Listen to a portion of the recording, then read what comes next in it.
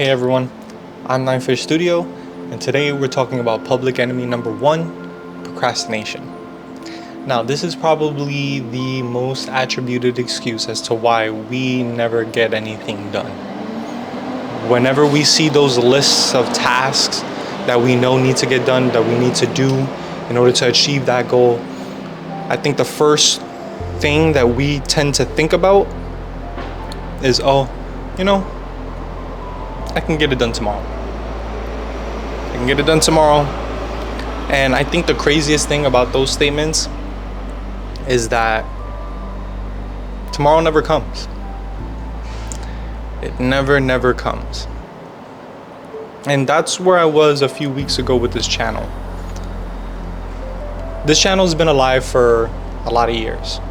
And I just personally didn't feel like I was good enough to make YouTube videos or anything like that, because I just felt like I wasn't interesting or I didn't have the capacity to do it. It just made it easier for me to not do videos and to tell myself like I'm bad at this, to help me mentally get over the fact that I'm not creating videos on the channel.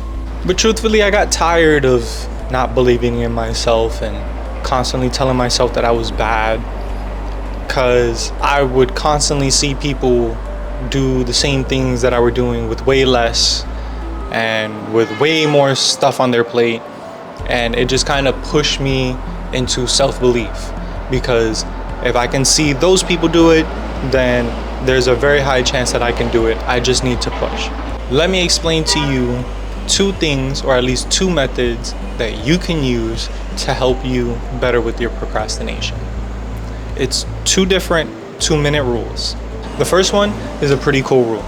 It's the 2-minute rule, obviously, but basically, if the task takes less than 1 to 2 minutes to do, then just do it immediately.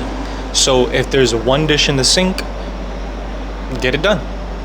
If you take out the trash, if you reply to that one email, you make a quick 2-minute call, all these things are just 2-minute things that you can get done immediately. And the reason why this helps and works is because it prevents your mind from creating a massive mental to-do list that you might end up forgetting most of the stuff that you're trying to remember to do. And then on top of that, it helps with just mental clutter. Sometimes the mind can get overwhelmed from the amount of things that we're thinking about having to do. And if you just get rid of those little 2-minute tasks, you'll just notice that it's not that much that you actually end up having to do in the long run. Now, this second version, or this second 2-minute method, is almost essentially like the first, but it has almost a secondary snowball effect as you kind of do it.